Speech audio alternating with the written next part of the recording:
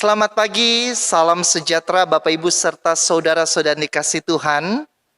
Puji syukur kepada Tuhan bahwa di pagi hari ini kita dikumpulkan bersama dalam program Morning Call GPIB. Bersama saya, Pendeta Franklin Michael dari GPIB Jemaat Sola Gracia Marangkayu. Sebelum kita merenungkan sabda Tuhan, mari kita mohon tuntunan dan penyertaan Roh Kudus. Mari kita berdoa.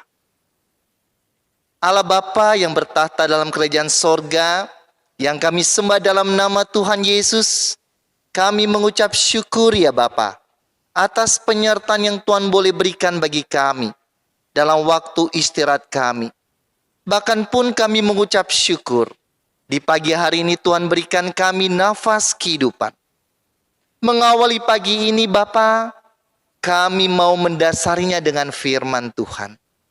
Oleh sebab itu tuntunlah kami dalam kuasa Roh Kudus, sehingga kami memiliki kemampuan untuk mengerti, memahami, juga melakukan firman ini secara nyata dalam keteladanan dan kesaksian kami. Bersabdalah bagi kami Bapa, karena kami anak-anak-Mu siap mendengarkannya. Dalam nama Tuhan Yesus kami berdoa. Amin.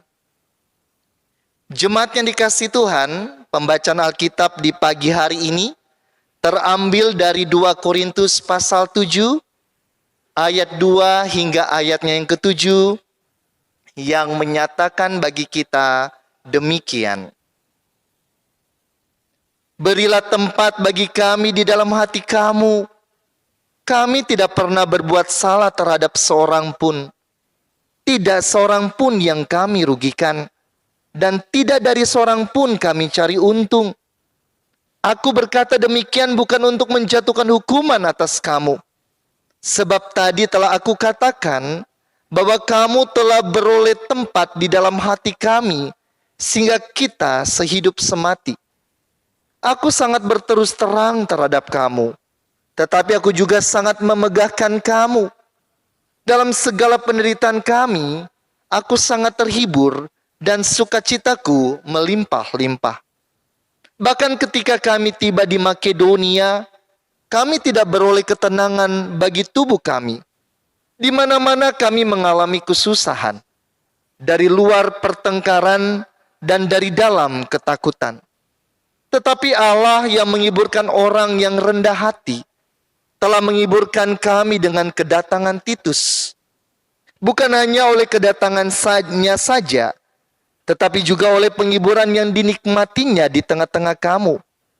Karena ia telah memberitahukan kepada kami tentang kerinduanmu, keluhanmu, kesungguhanmu untuk membela aku, sehingga makin bertambahlah sukacitaku.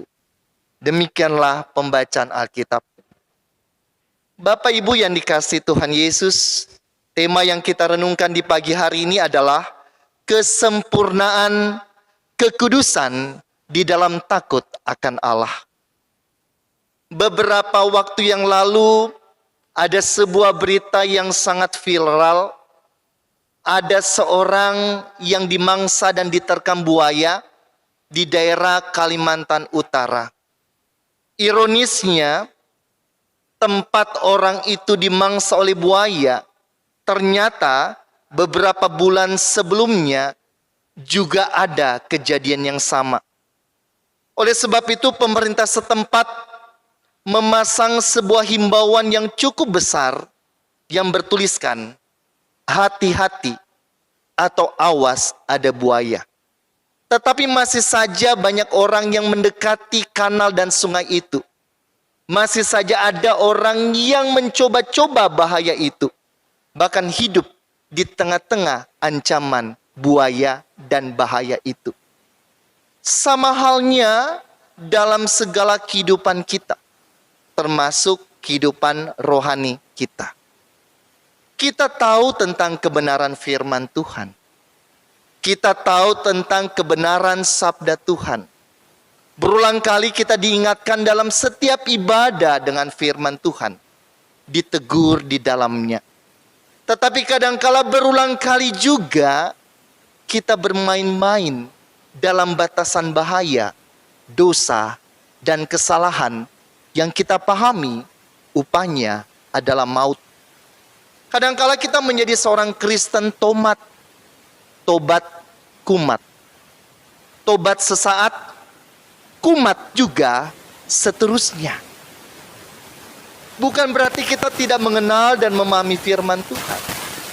Tetapi kadangkala karena kedagingan kita dan karena hawa nafsu kita seringkali mengundang kita untuk memilih melakukan kesalahan dan melakukan dosa. Memang kita tidak sempurna. Hanya Tuhan yang sempurna. Tapi selama kesempatan kita di dunia ini, waktu yang Tuhan berikan bagi kita, kesempatan kita untuk selalu disempurnakan dalam penyertaan Tuhan, hidup kudus dan hidup takut akan Tuhan. Sama halnya yang dilakukan oleh Paulus dalam pembacaan kita.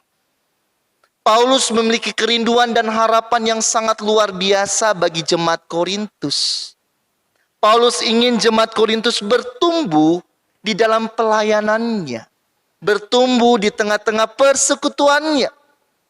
Tetapi ternyata beberapa berita yang didapatkan Paulus sungguh mendukakan hatinya, sungguh menyedihkan hatinya.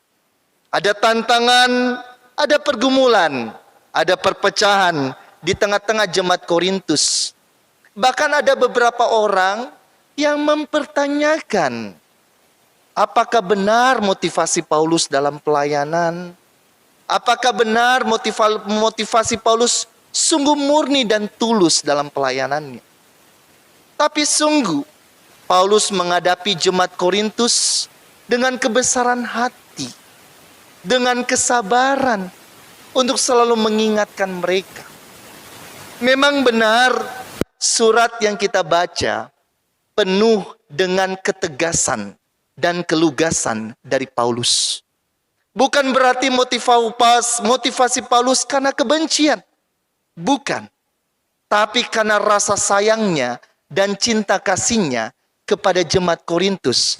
Agar jemaat ini berubah dan semakin menjadi jemaat yang baik dalam pelayanan, persekutuan, takut akan Tuhan, hidup kudus di hadapan Tuhan. Puji syukur dalam penyertaan Roh Kudus, penantian dan pengharapan Paulus itu seakan-akan menjadi nyata. Ketika Titus menyampaikan sebuah kabar bahwa ada perubahan di jemaat Korintus, bahkan mereka rindu untuk bertemu dengan Paulus. Inilah yang Paulus inginkan. Ada hati yang terbuka untuk menerima firman Tuhan, ada hati yang terbuka untuk bertobat dan berubah berdasarkan dengan firman Tuhan. Apa yang membuat Paulus sebagai seorang pelayan begitu sabar menghadapi jemaat Korintus?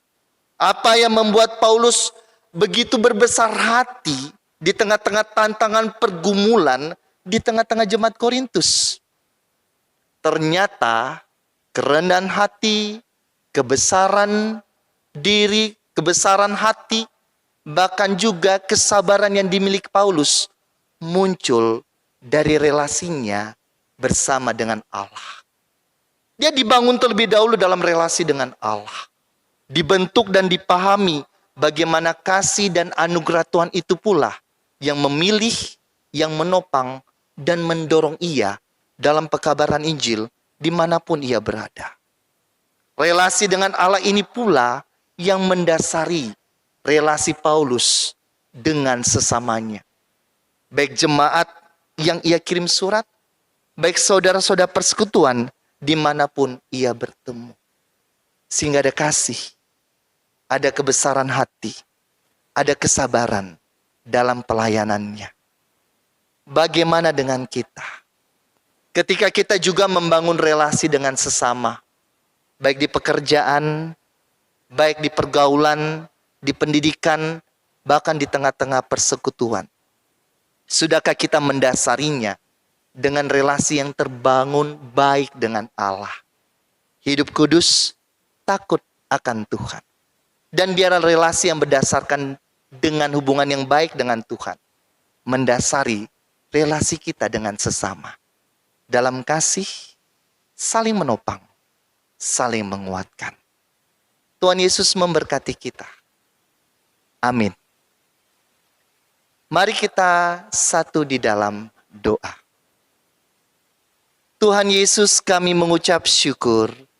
Di pagi hari ini Bapa, kami boleh disapa dengan sabda Tuhan. Kiranya sabda Tuhan ini tidak berlalu begitu saja, tetapi tetap tinggal dalam hati pikiran kami, dan boleh kami hidupkan dalam kesaksian dan keteladanan kami. Tuntun kami Bapa, di dalam segala karya layan kami, karya kerja kami, baik di tengah-tengah pekerjaan kami, di tengah-tengah keluarga kami, di tengah-tengah pendidikan kami, dan juga di tengah-tengah persekutuan kami. Bimbinglah kami semua Bapa, untuk dapat menghadirkan kasih dan damai sejahtera dimanapun Tuhan mengutus kami. Kami mohon tuntunan penyertaan Tuhan bagi segenap karya pelayanan, persekutuan, kesaksian, baik di lingkup sinodal, bahkan di lingkup jemaat. Tuntun kami pula Bapa, untuk menghadirkan damai sejahtera Tuhan itu. Biarlah kami dapat memulai hari ini dalam topangan, penyertaan, dan tuntunan Tuhan Yesus. Di dalam nama Tuhan Yesus, kami berdoa. Amin. Tuhan Yesus memberkati.